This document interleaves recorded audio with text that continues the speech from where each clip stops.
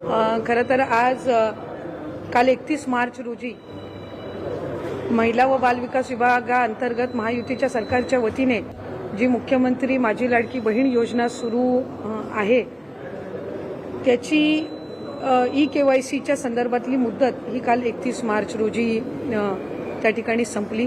पण काही निवेदनं आमच्याकडे प्राप्त झालेली होती, काही त्या संदर्भातल्या ई-KYCच्या संदर्भातल्या काही तक्रारी म्हणजे आम्हाला आणखीन त्याच्यामध्ये थोडी मुदत मिळावी, काही ठिकाणी काही यामधल्या कालावधीमध्ये गारपीट असेल किंवा त्याच्या आधीच्या कालावधीमध्ये काही ई-KYC करण्याच्या काही जणींच्या राहिलेल्या होत्या। ह्या सगळ्या याच्यामध्ये खरं तर पहिली ई-KYCची प्रक्रिया ही साधारणपणे सप्टेंबर 2025 मध्ये सुरू झाली आणि ती पहिल्यांदा 2 महिन्याच्या कालावधीसाठी सुरू करण्यात आलेली होती आणि 2 महिन्याची मुदत ई-KYC साठी सर्व लाडक्या बहिणींना देण्यात आलेली होती।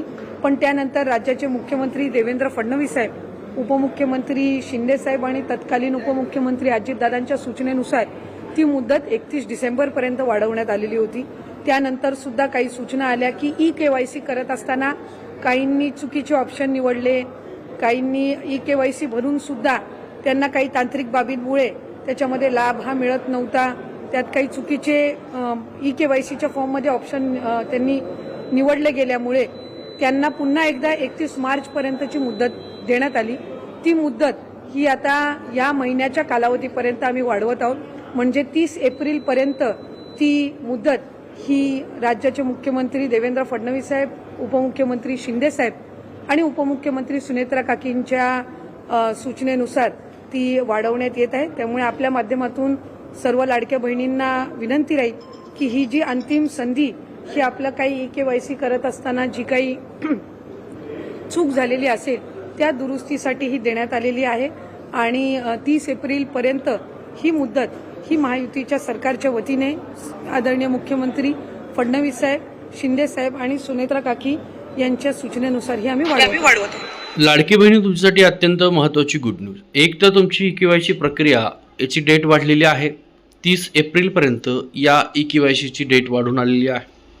सोबत ज्या महिलांना नोव्हेंबर डिसेंबरचा हप्ता आला नव्हता त्या महिलांनी ई-KYC केल्याच्या नंतर त्यांना जानेवारीचा सुद्धा हप्ता आलेला आहे आणि आता फेब्रुवारीचा सुद्धा हप्ता त्या महिलांच्या खात्यात जमा झालेला आहे। ज्या कुठल्या महिला असतील, आता एकंदरीत जर हप्ता पाहिला असेल तर 1,75,00,000 महिलांना हप्ता मिळाला आहे। हा हप्ता जानेवारीचा नाही तर फेब्रुवारीचा आहे, म्हणजे जानेवारीच्या हप्त्यापेक्षा फेब्रुवारीच्या हप्त्यामध्ये खूप साऱ्या महिला पात्र झालेल्या आहेत। अजून ज्या कुठल्या महिला असतील ज्यांनी ई-KYC प्रक्रियामध्ये मागच्या वेळेस त्रुटी केल्या होत्या, अपात्र केलं आहे, त्यांनी एकदा परत ई-KYC प्रक्रिया करून घ्या आणि त्या ठिकाणी तुम्ही योग्य तो पर्याय निवडा, जेणेकरून तुमच्या खात्यात पुढील महिन्याचे जे काही हप्ते आहेत त्याचे पैसे वितरित होतील। महिलांनो, हा सर्वांना व्हिडिओ